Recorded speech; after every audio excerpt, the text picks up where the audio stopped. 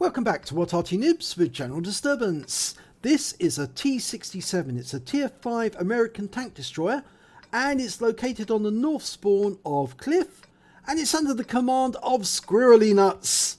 No, I don't think that's a description of his nether regions, but he certainly has one mark of excellence on his barrel, and battle has commenced. Now, T67 is a very feared seal clubbing tank destroyer. Feared because it's very fast. It has a poor traverse on the turret, but it does have a very good gun. Can inflict quite a lot of damage on the enemy. He's getting himself into a firing position so he can shoot at the enemy coming down the western pass. It's a 76mm gun, but very effective. It's got a 3-second reload.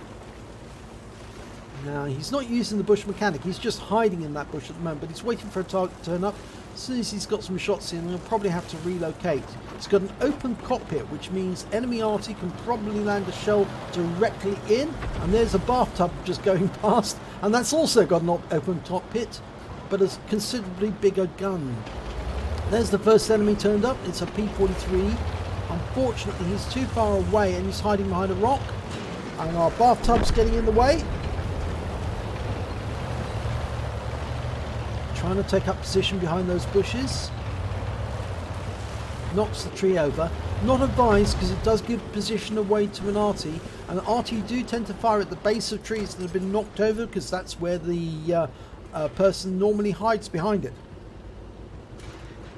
Now he's looking down the western pass, can't see a target yet. The P43 is supposedly still behind that rock, and I would expect other enemy tanks or tank destroyers to be coming up that western pass. Normally they try and make it into that dip area in the one column on the E and F square to try and get up into the second plateau. We've got a T71 on the enemy team. He's made it up onto the cliff top next to the lighthouse, but he's not a problem for us here, just waiting for a target to turn up. But that's what tank destroyers do. They hide and wait to take an enemy from ambush.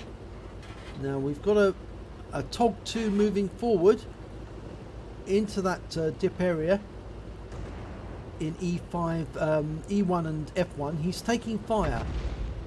The P43 pulls out, he fires around him, but he's too late, and the P43 pulls back behind cover. Now he might have revealed his position there.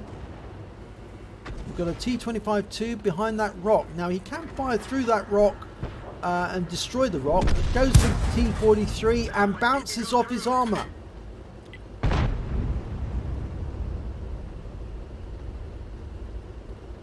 Or rather, I think it actually hit the armor but just didn't go through. Seeing all these weird pictures of shells sticking out of the armor. They tried to penetrate, but they just couldn't go through. But they just stopped into the armor. Now, another thing about T67, as I said, it's very mobile. It's got quite a fast speed. And so he's relocating to another side of the battlefield because there's more enemy targets up here for him to shoot at, and he can use his gun depression to good effect here as well. T29, that's the Tier 7 T29, the American Heavy. Of course, there is another T29 in the game, and that's the Soviet medium. Oh, yeah, that T71 was very lucky to survive the drop, but he died right at the bottom, would you believe it? It's T67 on the enemy team up there. Difficult to aim at him because there he is. Oh, and he's been killed before. Well, we did pick up the spotting damage, and he was killed with one shot by our Lorraine 15550. Okay, he's taken up a position that normally taken up by TDs in grid square. Well, normally they go to grid square A5, which is high, but we've got an Arty up there and a TD. So we've just gone a little lower. KV1 there. There's another tank there as well. I think that's an American. It's an American. No, it's a tank destroyer. But he's not revealing himself at the moment. doesn't appear to be any enemy tanks left on the east side of the map. So he can go around the rock and he can get at those enemy tanks from behind. He's gone for a better angle on T67. It was a T67 on the enemy team, and he did appear for a brief second when he went behind those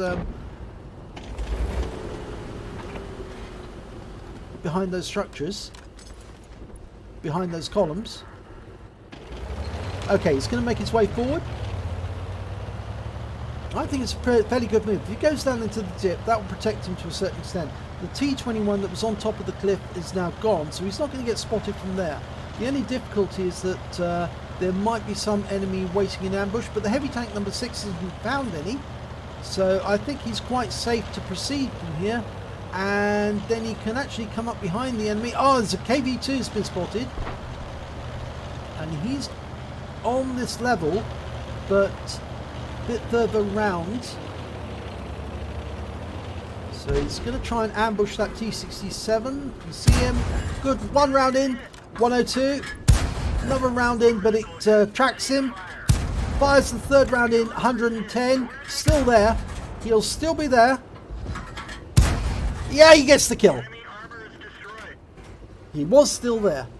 And there's the KV2. Get a shot in? Yes, he does. 128. Gone behind the rock. He's going to have to relocate to get a shot.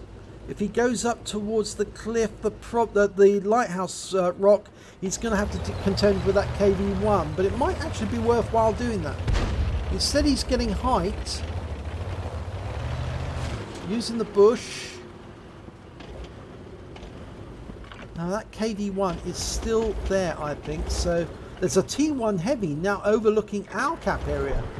Oh, we just lost our M4. And the KV1's been spotted. Our AMX-13F3 is relocated around this side of the map. He's going to have problems trying to shoot the other side of that rock. He's got to shoot up over the rock. And I'm not quite sure he's got the angle for that. But he can support the heavy tank number 6. Okay, squirrlynuts is going to go around the other side. See if he can attack that KV1 from the other side now. Got the IKV-90 there. And he's coming up from the dip. He's going to use the buildings as cover.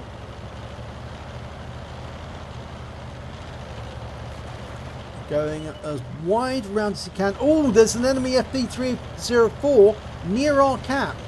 So it's a good decision to actually come up here. I think that was our AMX F3. He was firing at the FB304. We've taken out the KV1. 105 hit points from that. Now, there was a P43 seen near in the Western Valley, in the Western Pass, at grid square C1. Is he still there? We don't know. He's knocked another tree down. You see he sits at the base of the tree. Not advisable to do that. Arty will fire at the base of those trees whenever they see them knocked down. There's the T1 heavy. Gets around it and takes him out. 113 hit points. That's his third kill. He could platoon with the IKV-90 now.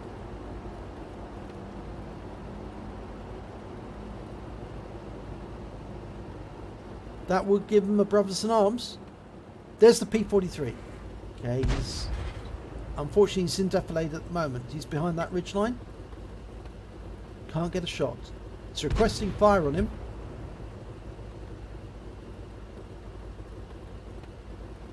No. And the P43 has been taken out by the IKV. So the IKV's got 4 kills. He's got 3. Of course, you only need 3 kills for the brothers in arms. And of course for you to platoon.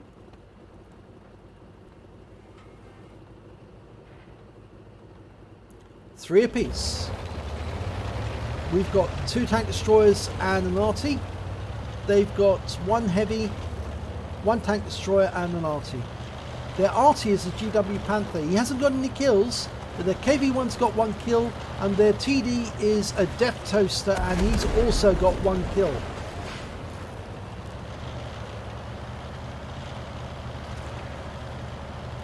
Looks like squirrlynuts is going to go up onto this rise and see if he can spot anyone. He's looking really for that KV2. If he can see the KV2. Last seen in the south towards the J row or the K row. He's going a little bit higher. It's a bit more risky. If he's spotted, I hope he's got 6th sense, because if he goes off, he'll need to take cover. Okay, there's the GW Panther, and he can shoot him. Going for the shot. Gets a good hit, 118 hit points. And another good hit, 107 kill shot. No, it wasn't enough, 116. And that's a kill shot, 19. And he wasn't spotted. But there's the KV2, he's actually behind him. Now, can the IKV-90 do something about it? Or will squirrlynuts be able to? Unfortunately, that ridgeline's in the way. He doesn't want to come up too high. So maybe he needs to go down a bit. Yes, he's going to do that. Try and take the KV2 from the side. One good shot in, 109. Get another. Yes, he does. 104. And the IKV takes the kill. And that means there's only one tank left, and that's the Death Toaster. The Panzer Selbstverteidiger say, or see. Of course, basically, it's an 88mm gun on top of a chassis. I think it was a Panzer IV chassis. Okay, he has platooned with the IKV. They've got 9 kills between them. Unfortunately, they can't get a crucial contribution, but they can definitely get a brothers in arms if they both survive this battle and win. Okay, looking for the Death Toaster. I think he's probably going to be somewhere in G or H1, but he could be back near the cap area. So he's gingerly approaching these bushes. He's going to have a quick look out. Okay, his binoculars have activated. Can't see anything. So he must be in cover. He must be hiding in a bush. Okay, he's going to change his angle. Approach from a different direction. The AMX-13F3 doesn't really want to get too close because he would be vulnerable to the Death Toaster. And he's very careful about coming up because that Death Toaster could be located in K5. That's where he was last seen. If he is up there, he's well concealed, and that'll make it very difficult to kill him. Yes, he is up there. He's been spotted. I don't know who spotted him, but he's pulling back into the bush. I don't think he was seen, and... oh, one shot kill, 230 hit points, wins the game, 10 kills between them. That's the brothers in arms, and that was a very good victory for squirrlynuts. I called him Fender Bender during that battle. I do apologise when I did say that. I think I was just too wrapped up. My last replay was with Fender Bender. But yes, this was squirrlynuts getting the kills. Let's have a look at the end of battle stats. And it's a first class for squirrlynuts in the T67. He also picked up a fighter badge for getting at least 4 kills, a 5 for effect for doing more damage than the hit points to his own vehicle, and of course that brothers in arms for getting at least three kills and being in platoon with another participant who also received managed to get 3 kills. And in this case they managed to get 10 kills between them, so a very effective battle. Let's have a look at team scores. Well, the IKV-90 managed 2,436 hit points. He got 6 kills, 890 XP, and he managed to pick up a 5 for effect, brothers in arms, bruiser, high caliber, and the top gun. So congratulations to Rotorhead H53. Squirrlynuts managed 1,399 hit points, got 4 kills, and he got a higher base XP of 1,016. I think he was doing more damage to higher tier opponents. And of course he was, because the KV2 was a higher tier opponent than he was. And he got a 5 for effect, brothers in arms, and fighter badge. So let's have a look at detail report. Well, he fired 20 rounds, got 16 direct hits, 14 penetration, good accuracy. Did damage of 1,399 hit points, of which 826 were at more than 300 meters. He spotted 2 of the enemy, did damage to 6 of the enemy, that's more than 1/3 of the enemy team, and killed 4 of the enemy. He also did damage assistance of 590 hit points. He damaged enemy tanks, which the IKV and others then subsequently took out. He earned 22,631 credits on a standard account, and because he was very conservative about the ammunition, used standard AP most of the time, he actually ended up with 15,303 credits to take away, so it's a really good battle for a standard account. He received 1016 XP, and there was no multipliers, so I'm afraid that's all the experience points he took away, but I think it was looking that it was going to be a loss because they were outnumbered at one point, but they turned it around and turned it into a win very nicely indeed. And it was the two TDs that did the work because they carried the load and managed to kill 2/3 of the enemy team between them. So congratulations to squirrlynuts. If you enjoyed this replay, please give it a like and do subscribe to our channel, and hopefully it'll be your replay that I'll be featuring in the next video.